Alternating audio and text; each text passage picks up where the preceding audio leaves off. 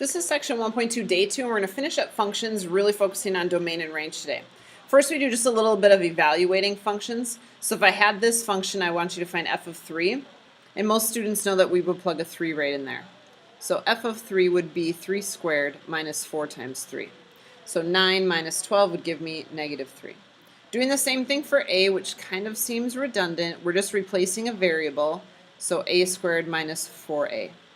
And then this time I'm putting in a slightly more complex term. So I'm doing x plus h, and I just need to make sure that everywhere there's an x, I put x plus h. So I've got x plus h squared minus 4 times x plus h. We can do some simplifying there. I am just helping you practice plugging things in. The simplifying part will come later for us. Next up, we're going to talk about the domain of various functions, stuff you've already worked with before. Polynomials, anything with a power, and x cubed looks like this. And its domain is all real numbers.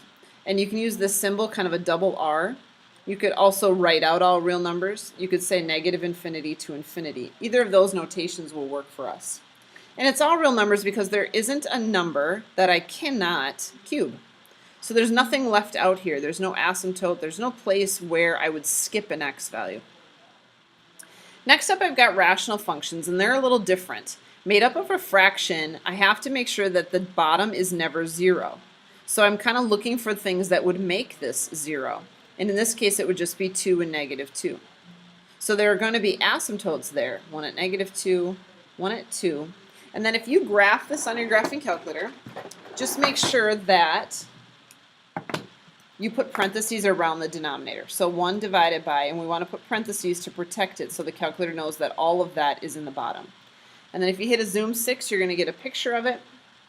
And what you can't see on your calculator is the actual asymptotes. We drew those in, but you can't really see them on your calculator. They're right there. Anytime the graph kind of goes straight, that's an asymptote. So there's a portion of the graph right here, a portion right there, and then an upside down portion right there. And we're focused on the domain, so we're looking for any x's I cannot have, and that means these two values. So our domain is going to be all real numbers except x cannot be 2 and negative 2. We just discussed about how there are asymptotes there, and you can't have those x values.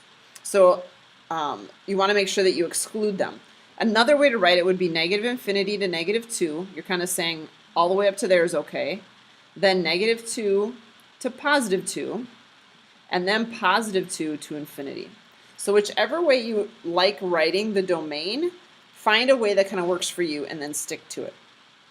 Radicals look like this, and they kind of wing off in one direction depending on what kind of radical you have. And so when you're looking at the domain, you want to look at what can't you take the root of. And you can't take the root of anything negative. So no matter what's in there, we just want to make sure there won't be negative. So for this particular example, it means that we're going to take all the positive real numbers. And so I can do all real numbers and just put a plus sign on it. I could also do from 0 to infinity. And notice that I changed the brackets now. Over here they were all parentheses, and then this one's a bracket. Parentheses mean not included. I can't include negative 2 or positive 2 in my domain, so they get parentheses. I can include 0. So that gets a bracket. If you can use the actual number in your equation, then it gets a bracket. Last couple examples here, find all the real values such that f of x equals 0. So literally we're just substituting and putting a 0 there. And you're just doing a little bit of solving. So minus the 1 and divide by 5. Put a 0 there. To get rid of the fraction first, multiply both sides by the bottom. And then just do the rest of your math. So just recognizing that what this notation means, f of x, when it's 0, we're going to take that out and put a 0 in for it. Doing lots of domains here, talking about polynomials, all real numbers. Rational functions, you got to pay attention to wherever the denominator would be 0. And then radicals, anywhere the root would